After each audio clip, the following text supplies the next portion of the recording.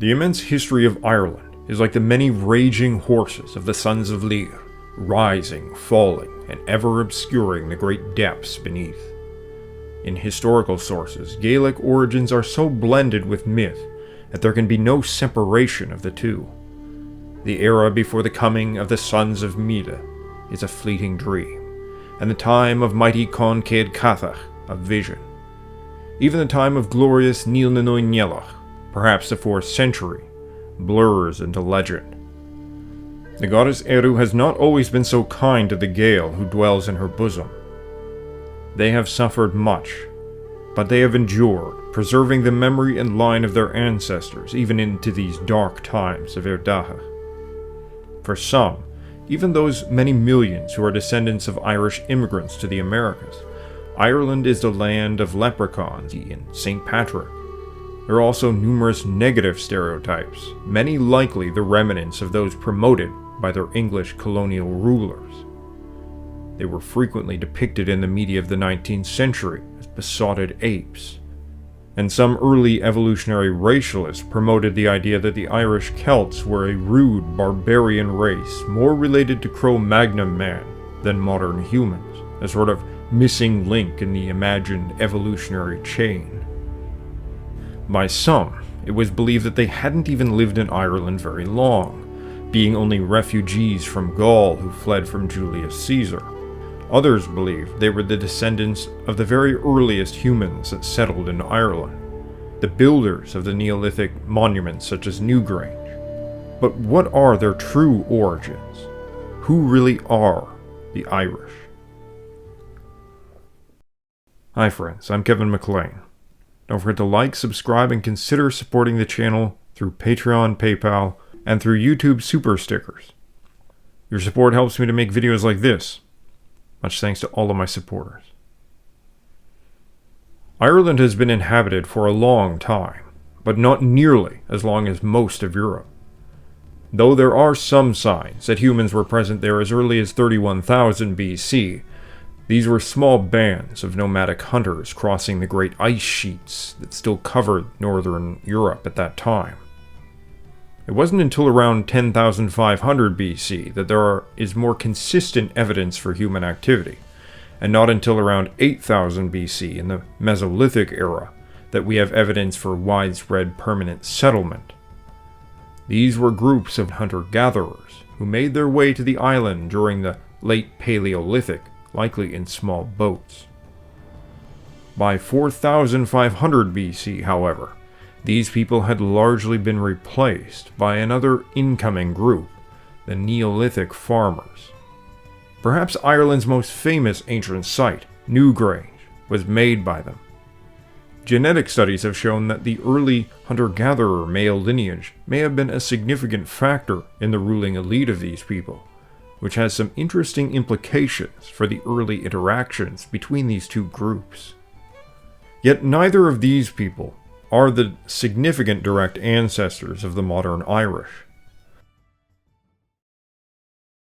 By 2500 BC, a new people were arriving on the shores of Ireland. They were highly advanced in the construction of ships, which they rode across the waves like horses. Yet they would not dream of eating seafood. They were young men, warriors, bows in hand, copper daggers, spears, and axes at the ready. But they were also skilled craftsmen, early smiths, carpenters, shipwrights, and miners. These people are known to us now as the Beakers, based on the early designs of some of their pottery. What they might have called themselves isn't known, but they were Indo-Europeans, speakers of a language related to Irish and English, Latin, Russian, and Persian. Genetic studies have revealed that it was primarily this group of people who went on to form the genetic basis for the modern Irish. The Beakers are responsible for many Bronze Age sites in Ireland, including the vast majority of stone circles and henge monuments. As I cover in a video dedicated to Stonehenge, the Beakers were henge creators. Whether or not one agrees that they were the original creators of Stonehenge, They were indisputably the last to arrange the stones as we know them today, and they created many other henges, stone circles, massive mounds, and other structures across Britain and Ireland in the Chalcolithic and early Bronze Age. These henges and stone circles were not only made of stones, but also wooden posts and bank and ditch enclosures. They represented a delineation of sacred space, moving from outside to inside, similar to an enclosed temple. They built their own houses in the same shape that they laid out their sacred spaces, the round houses which Britain and Ireland and parts of Iberia are so well known for. Their customs and language would have been little different to that spoken throughout Central Europe at that time, and the Bell Beakers spread that speech into Italy and as far as Iberia. They lived in small communities led by local kings, raised cattle, hunted, mined ore, and produced brilliant golden artifacts still admired today. Their shipbuilding was some of the most advanced anywhere in Europe, and studies of gold and tin ore suggest that they were using these ships to trade precious cargo as early as 2200 BC along the coasts and down riverways. Their ritual activities suggest that they also may have functioned on a national level. They built a sacred site at Tara, a massive timber circle that some have compared to Stonehenge. The site, known as Tower in Gaelic, is etymologically connected to the ancient Greek word temenos, a word for a sacred site separated off from the ordinary world by a wall, trench, or river. The typical name for a Gaelic sanctuary is Neva, related to Gaulish nematon, and it suggests perhaps that the name of Tower may have been inherited from the Bell Beaker period name for the site. In myth, it is named for the daughter of Louis, who is married to the first Gaelic king of all Ireland, Erebon.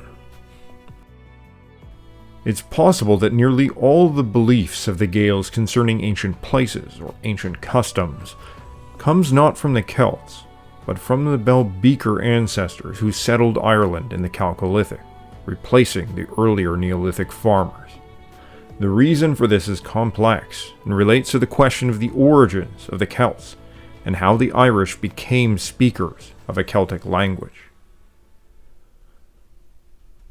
While we do not know exactly what the culture of the Irish Bell Beakers was like, it was probably not far different to the Celts, who developed from a similar Bell Beaker population in Central or Western Europe.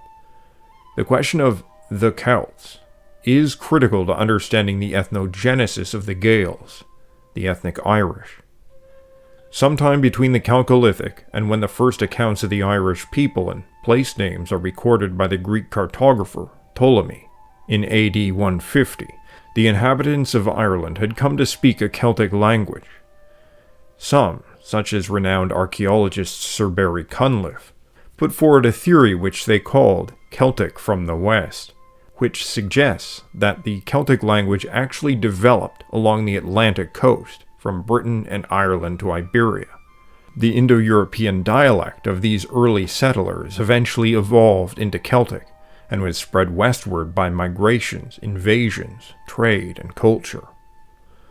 While this is a minority view among scholars, there are a few interesting points to consider. According to Julius Caesar, the Druids believed that their order, or at least certain teachings among them, originated in Britain, and that many wishing to learn Druidic knowledge would travel there to study. Ammianus Marcellinus, a Roman writing in the 4th century AD, reported on the account of an earlier Greek historian and ethnographer, Timagenes, who wrote a work titled On the History of the Gauls, which now survives only in fragments through Marcellinus's recollection. Timagenes was known to have been taken as a slave by the Romans in 55 BC, which roughly dates his work. His account of the beliefs of the Druids was likely recorded just following the Roman occupation of Gaul. He said, "The Druids affirm that a portion of the people was really indigenous to the soil, but that other inhabitants poured in from the islands on the coast, and from the districts across the Rhine, having been driven from their former abodes by frequent wars, and sometimes by inroads of the tempestuous sea. This account is similar, yet different to what Julius Caesar records, and therefore is independent testimony claiming that the Druids in Gaul believed that the Britons and the Irish, for the account says islands, were responsible for at least part of the ethnic origins of the Gauls. Of course, just because the Druids believed this doesn't mean that it was true, but they were the most learned men of their day, responsible for upholding the ancient knowledge and passing it down through intensive memorization. Numerous Irish legends recount kings who were said to have led war bands into the continent, conquering territory, and within the historical period we know that the Irish established settlements all along the British coast. Perhaps these are fanciful myths, but perhaps there is some truth to them. It could be that the British and Irish Beakers were like Bronze Age Vikings or early Greeks, spreading the Proto-Celtic language through raiding and settling along the coasts and river systems of Gaul and Iberia. However, the more likely and more widely accepted view is that the Celtic language originated somewhere in Central or Western Europe, and spread along with the expansion of the Urnfield culture in the late Bronze Age. There are only very small genetic shifts within the population of Ireland between the start of the Bronze Age and the medieval period, so a large-scale ethnic replacement of the Beaker population never happened. Instead, warrior bands from the continent would have conquered territories and spread the language and culture through their political dominance. This process would have been facilitated by the fact that the language and culture of the Beakers wouldn't have been vastly different from Proto-Celtic, making assimilation far easier. However, aside from adopting the language and cultural forms like the Druids and Bards, the Irish remained fundamentally the same group that had settled the land in 2500 BC, and many of their tales of the land likely date well back into the Bronze Age. The earliest writings from Ireland are unambiguous about their identity. Though there were hundreds of tribes and kings, they were all Gaels, pronounced in Old Gaelic, Gaedhil, and they spoke a common language, Gaelic, Gaelga today, for which they held a great love. They also recognized that they were referred to as Scoti by others, but generally they only referred to themselves as this when writing in Latin, as that was how those in the Latin-speaking world outside knew them. It's argued that Gaedhil was adopted from the Brythonic language, Gwyddl, meaning woodsman or wild man, possibly originating from the Roman and post-Roman period when Gaels were raiding and settling along the Welsh coasts. The famous King Neil of the Nine Hostages is recorded in legend as having participated in those raids, which were elevated by storytellers into the conquest of Britain and beyond, from which he acquired 9 hostages from his defeated foes. Whatever the etymological beginnings of the name may have been, it was given a detailed origin in a complicated history recorded in what is called the Book of the Taking of Ireland, Leabhar Gabhála Éireann. Though first written down in full in the 11th century, many of its ideas can be found in earlier sources. One such significant source is the 9th century Historia Brittonum by British Nennius. The saint recounts events very similar to that recorded by later Gaels, which he professes to have learned from scholars from Ireland. It is shaped by Christian theology, but contains hints of an earlier pre-Christian origin. The story begins with the tale of Adam's fall and then the great flood. After the flood, the sons of Noah went to the various regions of the world. This is the Christian version of the creation of the separate racial groups. Thus the legend says, Sem settled Asia, Ham settled Africa, and Japheth, or Japheth in Gaelic, settled all Europe, but not only Europe, also Anatolia, Media, Armenia, and all the lands settled by the Scythians. To the medieval European, the people of these regions were understood to be of the same originating stock and shared physical and cultural characteristics. Magog, son of Japheth, was said to be the ancestor of the various tribes of gods and other beings reframed in the tales as earlier population groups who inhabited Ireland before the Gaels. This is in keeping with the story of Gog and Magog as the enemies of the Christian God. And it's from Bath, the son of Ibath, son of Gomer, son of Japheth, that the Gaels trace their origin.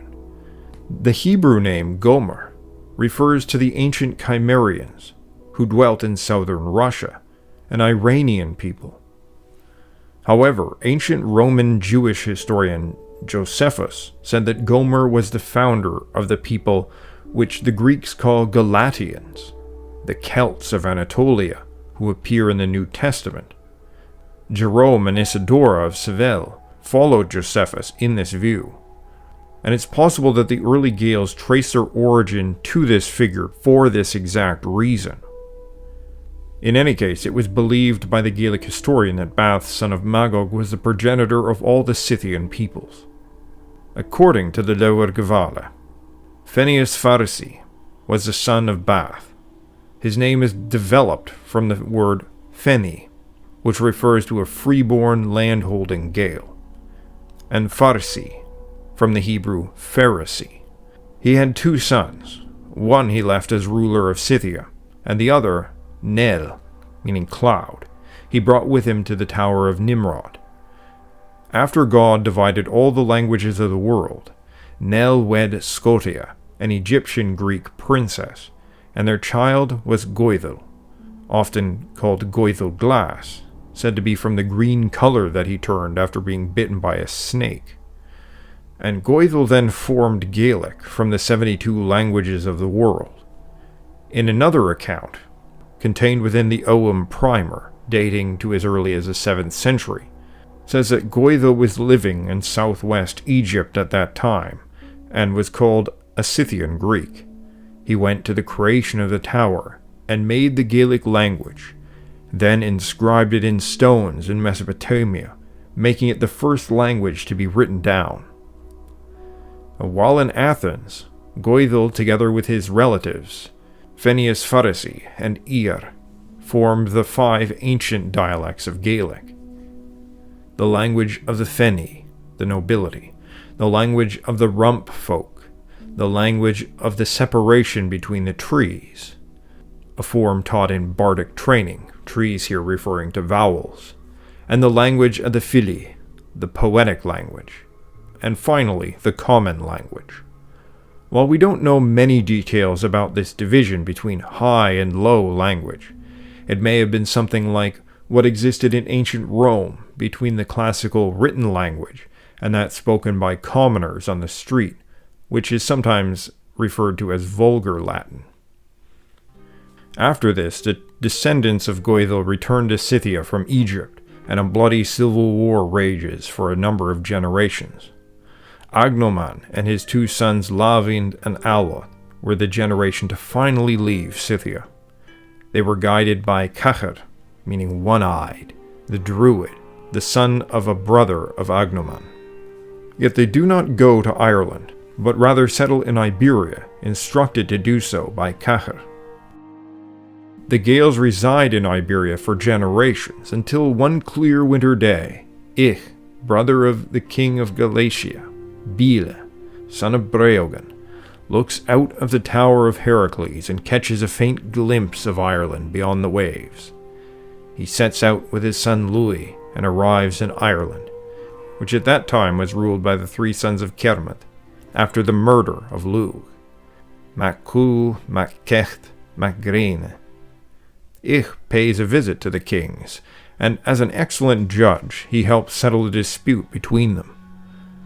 But feeling suspicious about the stranger's intentions, after praising Ireland so highly, the 3 decide to murder him.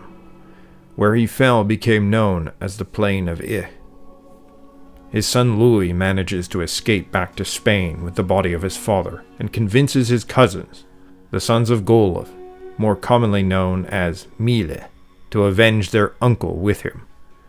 Eber, Ervon, Dawn, Erach, Ir, Aranan, Amorgin, and Colfa.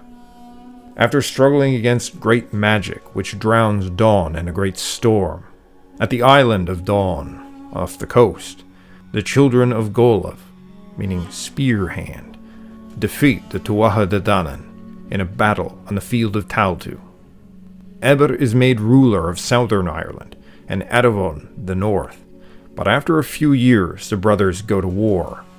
Eber falls and Ervon is made the first High King. From his line come nearly all of the Gaels, except those who come from the line of Louis, son of Ich.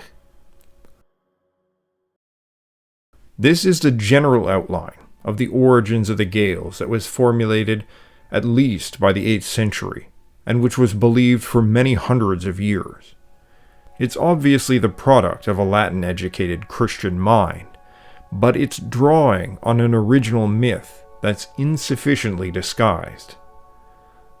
Lavind, son of Agnoman, is confused with Neva, son of Agnoman, which leads a separate invasion of Ireland, and who may be cognate with the god Nuada. Cacher, One Eye, called a druid, and his brother King, meaning warrior, who guide their cousins, are suspiciously akin to the Irish brother saints known in France as Louglé and Louglien, one of whom is a one-eyed bishop and the other a warrior king who calms storms on the sea and calls forth floods and rains. In the Dinshenhas, the god Lugh is once called the son of Cacher. That Golov, spearhand, is a son of Bile, sacred tree, brother of Ich, grain, is very suspicious. Likely Bile is cognate with the Welsh ancestral figure, Beli, both names originating from Proto-Celtic Belium, tree, meaning the cosmic tree of many Indo-European traditions. In another poem, Ervon is said to have led the Gaels not out of Spain, but out of hell.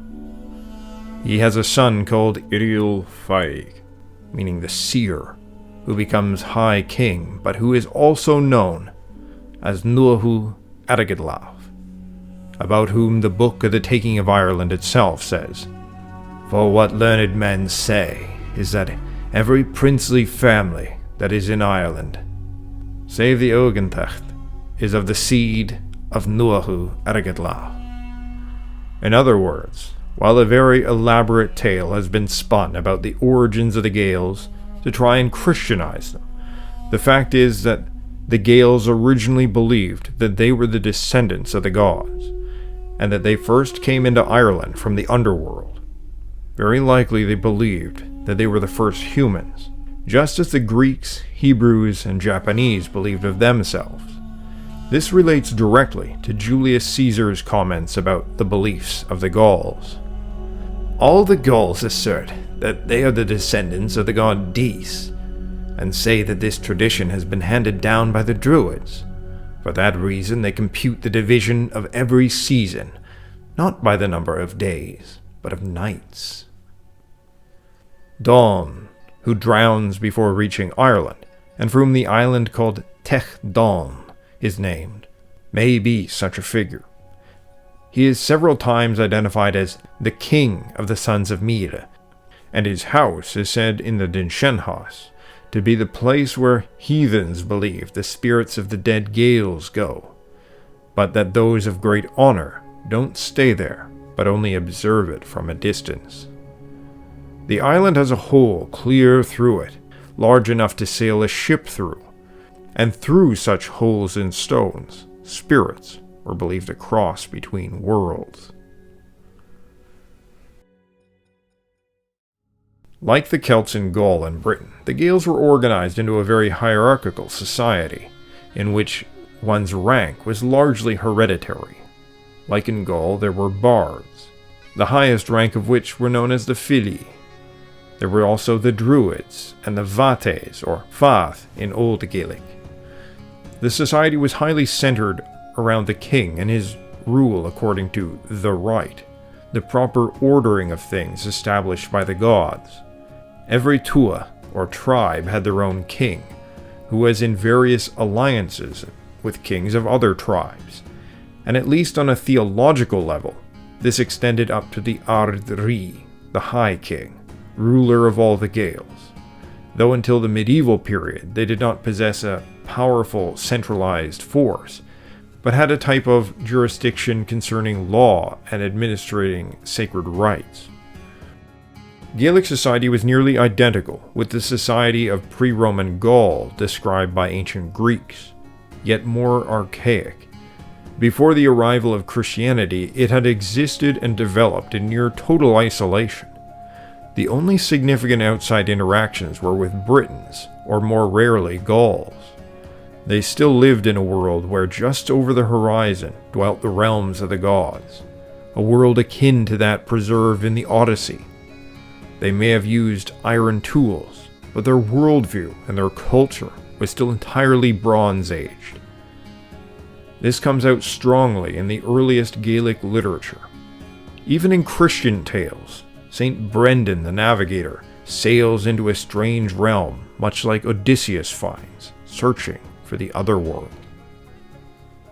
Many of the early kings known from literature are more mythical than real, and it's difficult to know which of the early kings actually refer to men and which are euhemerized gods. One such is Conchobar, king of Ulster, who ruled from Ewen Macha. He is said to have died on the same day as Jesus, baptized by his own blood, and was the first Gael to ascend to heaven. Archaeological excavations date the creation of the palatial complex on the site to roughly the time when many sources say that he lived, the early 1st century AD. Shortly after, the site was buried in a massive mound. If he was a real king, he was likely divinized after death, or believed to be the incarnation of a god. It was said of him, he was a god to the Ulstermen. Connacht is said to be named for Con Céad Catach of the 100 Battles. His great-grandson, according to some accounts, Níl na Noinnealach of the 9 Hostages, is a great father of later dynastic kings, and said to have led conquests of Britain and Europe, from whom he obtained the 9 hostages. This is likely in part a reflection of reality in the time which he is believed to hail from, corresponding to the collapse of the Roman Empire. Gaels from Ireland swept across, not only raiding, but settling along the coasts of Britain. They established a significant power base in Gwynedd, and they greatly expanded Gaelic domination in Scotland, which had likely been present even before this, but they pushed further into Argyll and Galloway. Those in Wales were eventually absorbed into Welsh kingdoms or driven out, but in the north they eventually overcame the Picts and established the Kingdom of Scotland. Through the actions of Christians such as St. Patrick, the Gaels gradually adopted Christianity.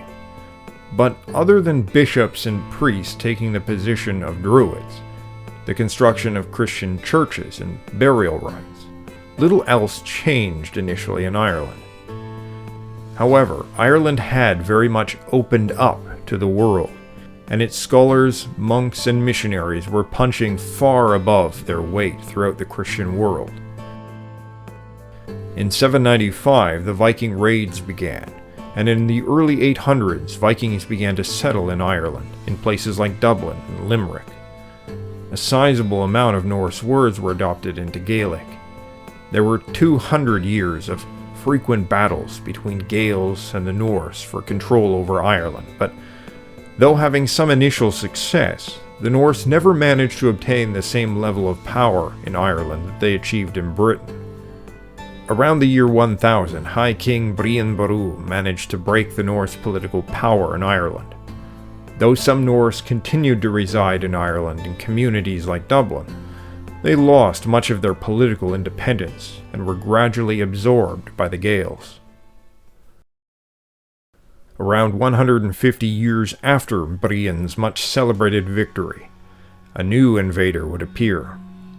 In 1169, the first Anglo-Norman mercenary fleet landed on Irish shores, not on their own initiative, but at the request of the deposed King of Leinster, Diarmid mac Murchada, who sought to return to power. Betraying his people and desiring only power, he swore loyalty to King Henry II in return for his support and promised lands to Norman lords. The historical account is strangely similar to that of the mythical Gaelic tale Cathmag Tuirid, where Bres, the deposed king, recruits the Fomorians to return him to the throne in exchange for allowing them to enslave the Irish, leading some to think the tale was reformed from an earlier myth in order to make a specific political statement. Yet the traitor Diarmid ruled for only 2 years before dying, just long enough to marry his daughter off to the Earl of Pembroke, Richard Strongbow de Clare. Strongbow had been promised Diarmid's daughter and the kingship of Leinster after Diarmid's death, and he had received the strong financial backing of José of Gloucester, a Jewish merchant in England. He conquered Dublin in 1070, and just a year later claimed all the lands of Diarmid and the kingship of Leinster upon his death, in violation of Irish law. Perhaps Diarmid's early death wasn't only a coincidence. These series of events would lead to over 700 years of violent struggle for the political independence and the very survival of the Gaels of Ireland. The Catholic Church in England and France was heavily involved in pushing for the invasion of Ireland. They saw the Irish Church as acting outside the norms and outside of their own control, delaying or refusing to implement the Gregorian reforms. Saint Bernard, co-founder of the Knights Templar, described the Irish as barbaric, semi-pagan, and in strong need of reform. And a Welsh account from even after the Anglo-Norman invasion records a horse sacrifice at the coronation of a king, with details so strongly corresponding to Indo-European horse sacrifice ritual that the account could not have been a fictional slander. All this gave a Christian moral justification and church support for the Anglo-Norman conquest. In October 1171, Henry II of England went himself into Ireland.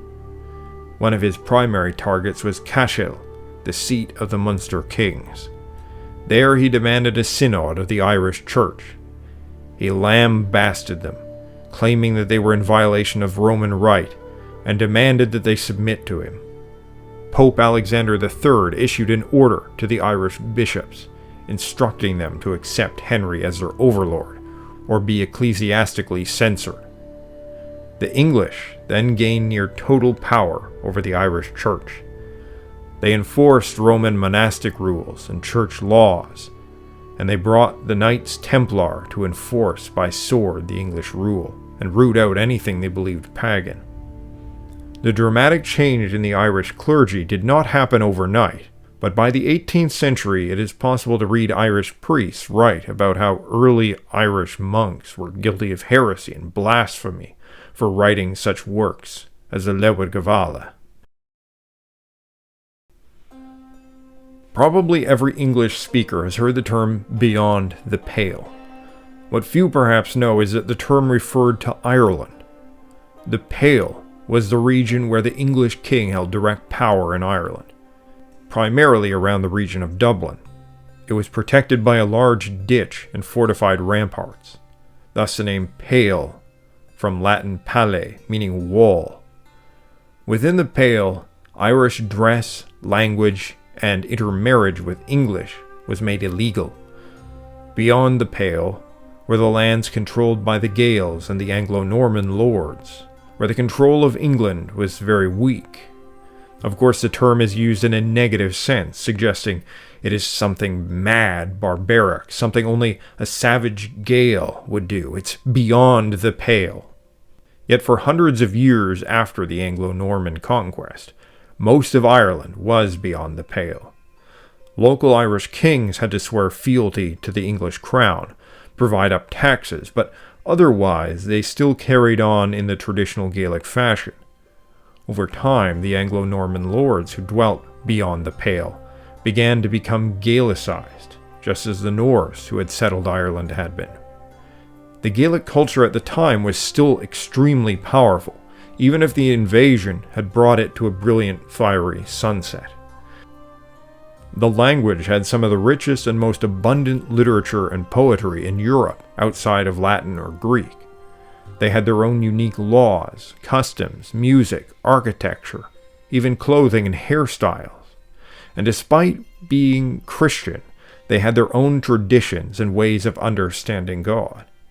Conquering Anglo-Norman lords started marrying with local women, sending their children to bardic schools, and after several generations, increasing numbers began to consider themselves Gaels.